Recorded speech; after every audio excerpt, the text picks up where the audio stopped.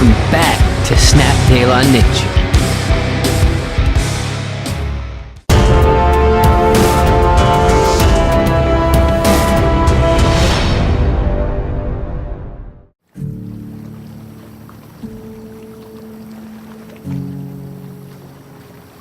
I wonder where that boat was going. I wonder where this river's going. I wonder where that leaf's going. I wonder where I'm going. I need to go somewhere new.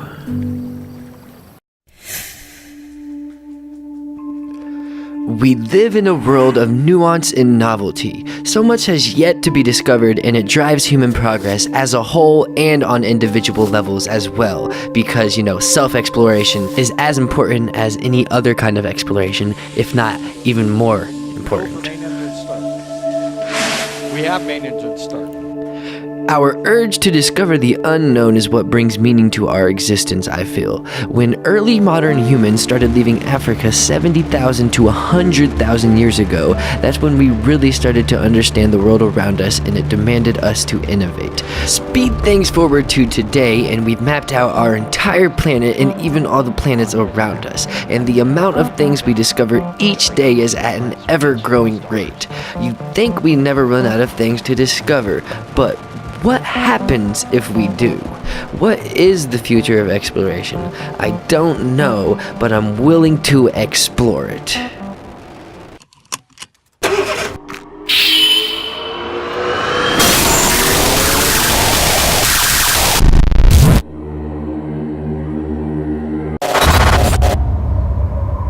Look at all these amazing trees. I wonder what causes them to change colors like this. I have a confession. I love trees. No, I'm just kidding. I feel it's like deep within our genetic code to have a strong connection with them, and I've often fantasized, I get excited when I see Lord of the Rings and see those elves traveling and living in the trees. I think that's so. Anyways, that's beside the point. About these trees, it turns out that up until only about 250 million years ago, trees only liked to kick it by the beach and hadn't evolved a proper means of protecting themselves against really cold weather yet. Well, eventually, some of these trees realized they should sacrifice their leaves and absorb all of the life force and nutrients to store for the winter. As more time passed, they figured out more efficient ways to get as much nutrients out of each leaf. They learned that the chlorophyll within the trees was energizing oxygen and destroying the nutrients before it could absorb them. So, the trees put their best scientists to work and decided to break down the chlorophyll and slow down its destruction as it absorbed the nutrients. Well, as you know, the chlorophyll is what gives the leaves their green color, and after the trees break it down, it's left with compounds that have orange and yellow pigments.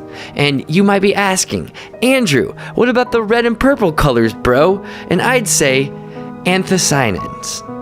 The trees eventually invented better ways to absorb as much nutrients as they could before releasing the leaves. They started producing chemicals with red and purple pigments to shade the chlorophyll from the sun and prevent it from energizing those dang old oxygen boys.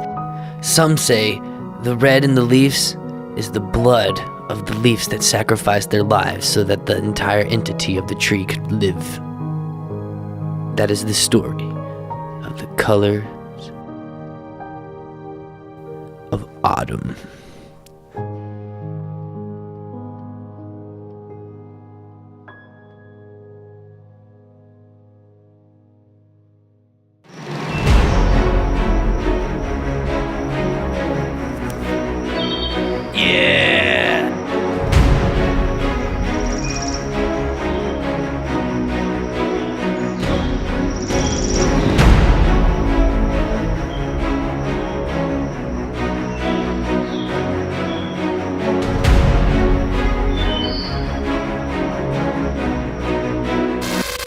Around 300 million years ago, this was a coastal area that was destined to collide with South America.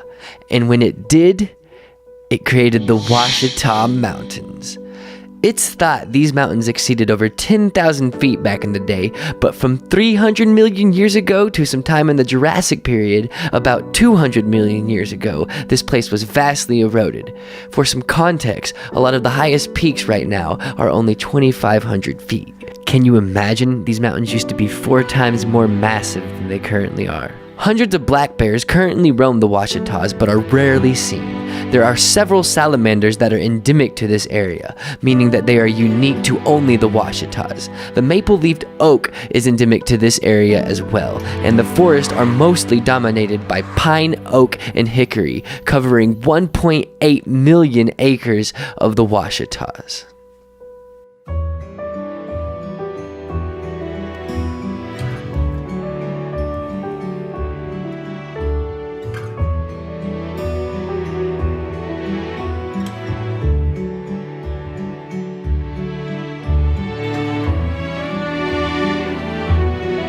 Alright, that's all for this episode. I hope you guys enjoyed it. And if you haven't already, don't forget to subscribe, like, follow, whatever you gotta do, because I'm going to be pumping these out monthly. The next episode is going to be filmed in the Rocky Mountains in Colorado.